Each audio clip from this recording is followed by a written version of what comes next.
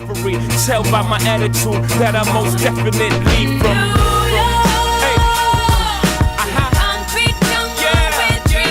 Hey. I am happy to be joined by former New York Jets, spent some time with the New Orleans Saints and some time with the New England Patriots, longtime Jet, and he's in the Jets Ring of Honor. Please help me welcome in Victor Green. Victor, thank you for joining us again. Nick, thanks for having me, partner.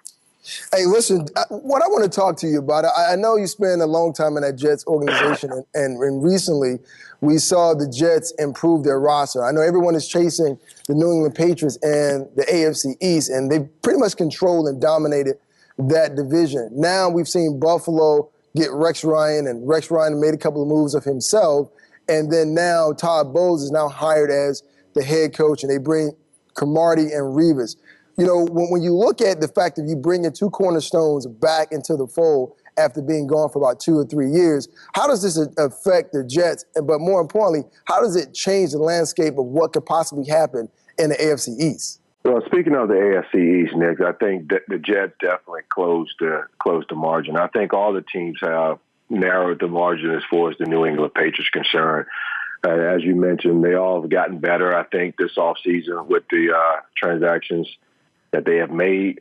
The Jets, you know, bringing back, as you were talking about, Revis and Cromartie, and other parts to that defense as well. I mean, they're doing some really good things right now. And, you know, you got to put the Jets up there. I still think they need to bring in a receiver to go along with Brendan Marshall. But I think they're doing some really good things, and I think you'll see a much better defensive play from the New York Jets this year. Now, I know you talk about the wide receiver position and possibly bringing another wide receiver, but when I look at this roster, and especially on the offensive side of the ball, you have Brandon Marshall, and then you put him with Eric Decker, who was great under the tutelage of Peyton Manning. But now the question was Geno Smith.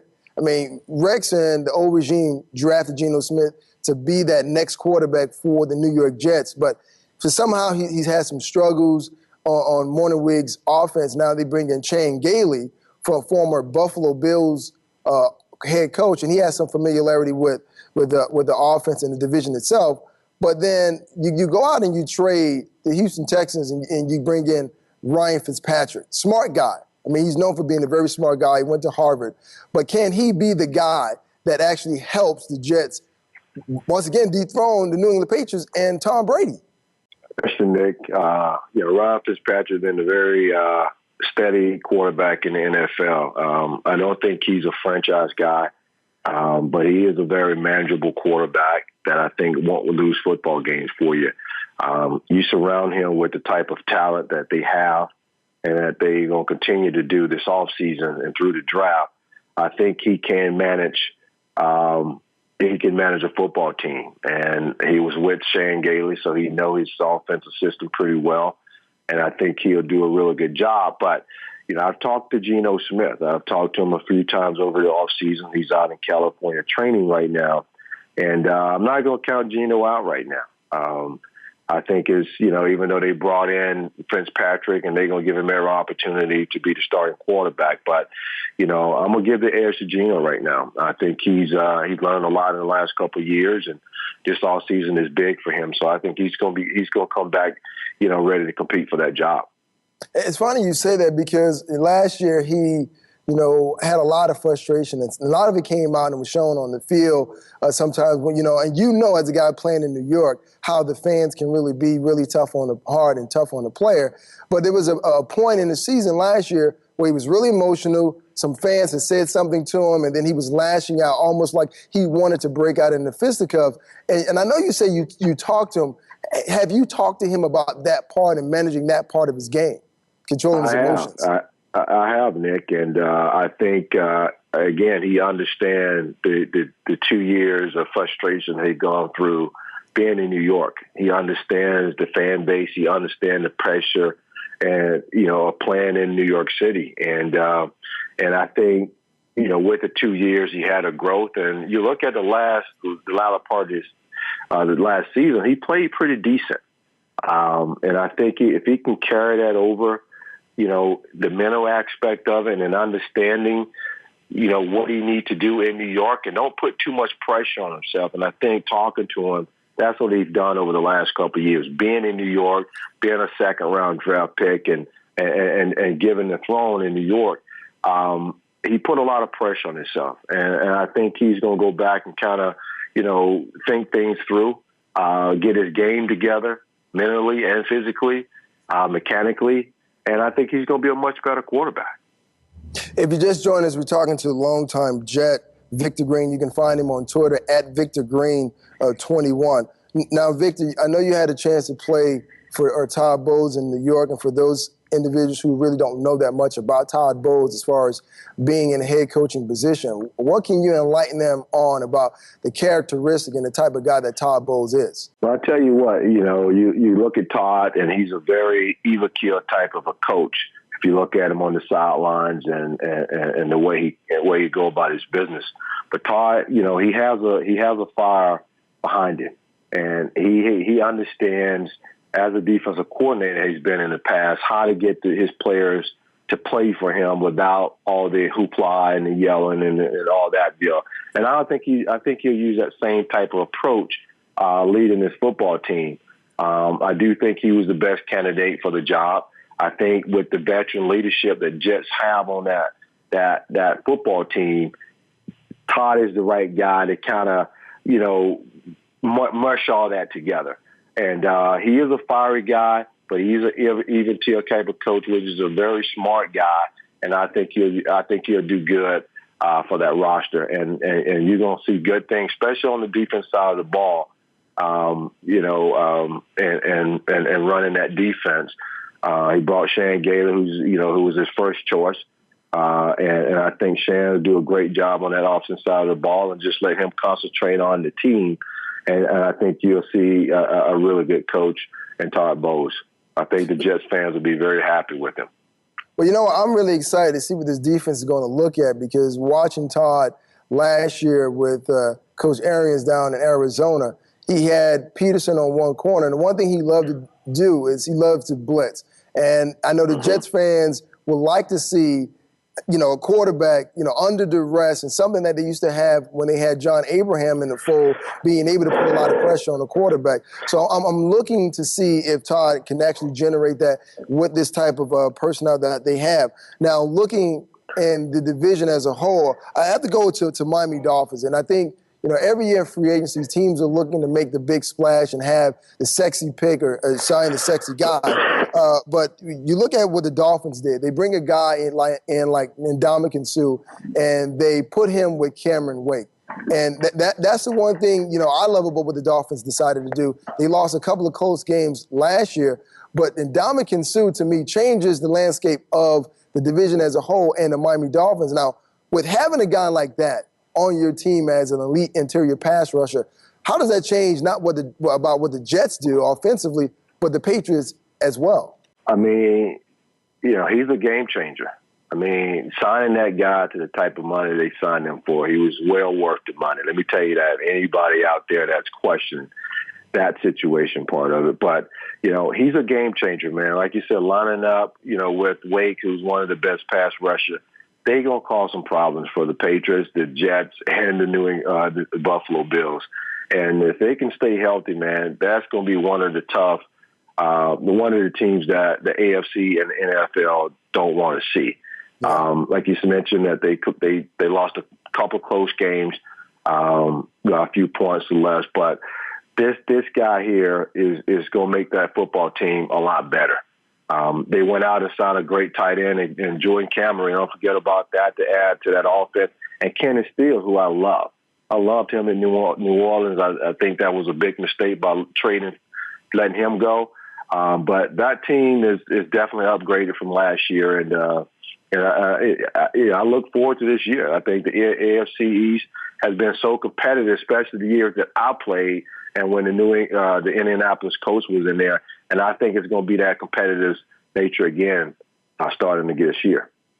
We're talking to former New York Jets and New England Patriot Victor Green. Once again, you can follow him on Twitter at VictorGreen21. Vic, you play for both organizations, the Jets and the Patriots. And no matter what sport, whether it's basketball or baseball, these fans hate one another. And with the fact that you're playing in both organizations, for you, what's the difference in the mentality of the organizations? I think, you can't get better fans, number one. They both got great fans and they love their footballs. Organizational wise, I think it's a mentality. In New England, playing there with Belichick, I think he brings his own mentality. Forget about the organization because he is the organization. In New York, I think it's more of a collective type of organization where everybody is the team. But I think in New England, it's the mentality of Belichick and Tom Brady. And I think that's the big difference in the two organizations. It's Tom Brady and Belichick, and it's the New York Jets. So I think that's the best way I can sum it up. Now, there's been a lot of conversation sparked over the recent retirement of a lot of guys in the NFL.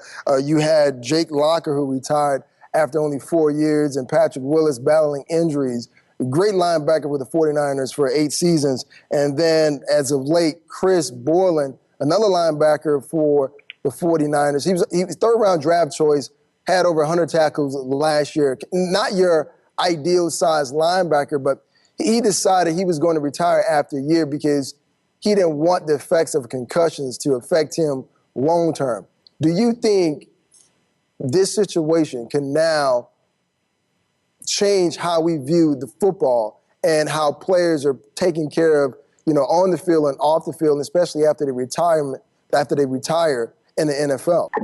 Even though we have the early retirement of the players you just mentioned, I don't think it's going to change one bit.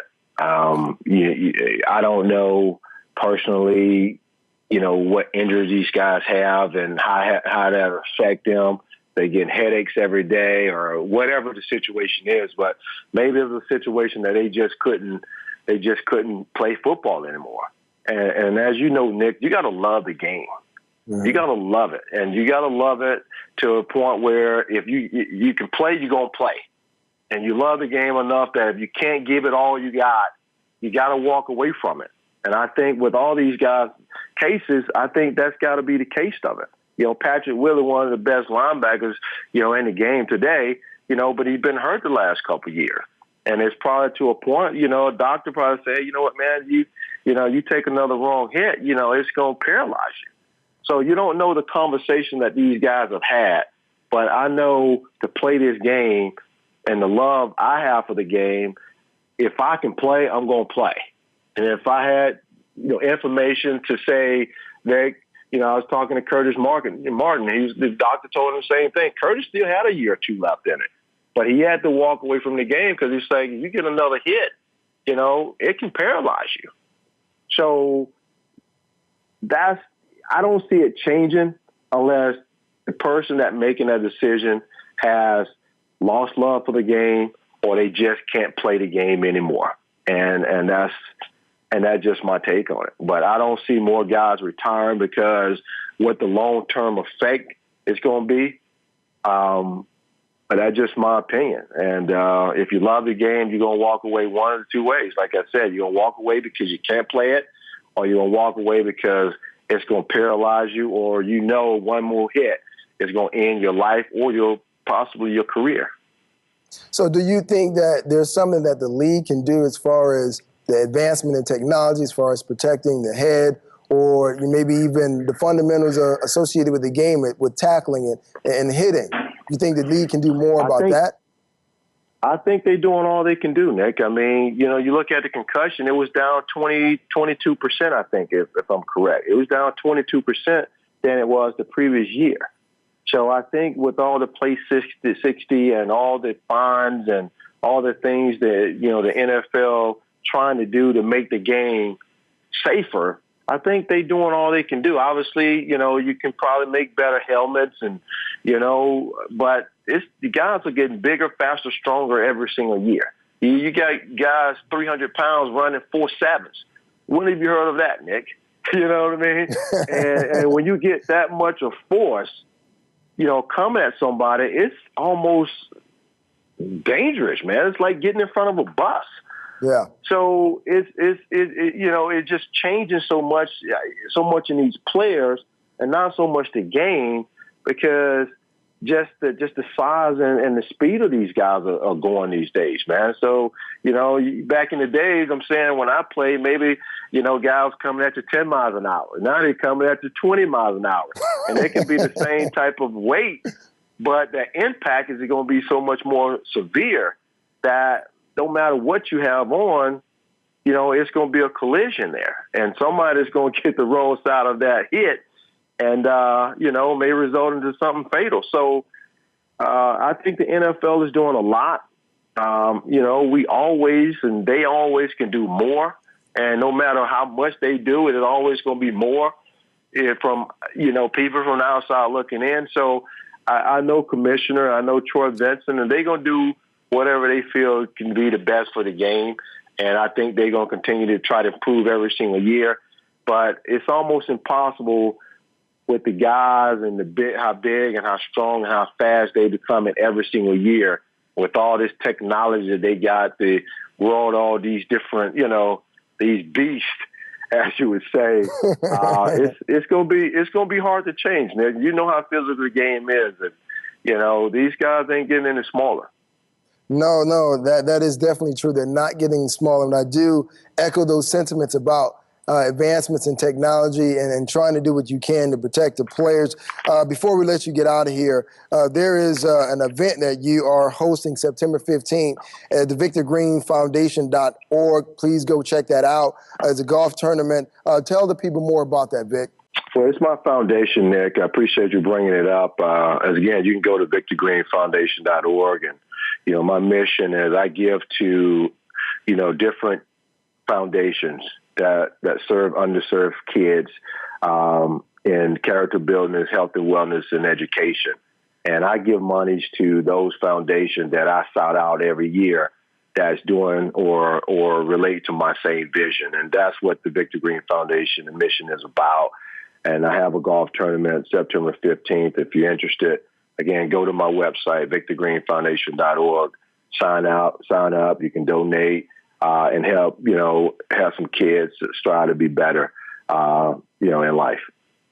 There he is, Victor Green. Once again, you can find him on Twitter at VictorGreen21. Great stuff. And don't forget the Victor Green Golf Tournament, September 15, VictorGreenFoundation.org. Go check it out. If you can attend, make sure you're there. As always, Vic, it's always a pleasure to have you on the program. And if you run into Curtis, tell my favorite Martian that I would love to have a conversation with him.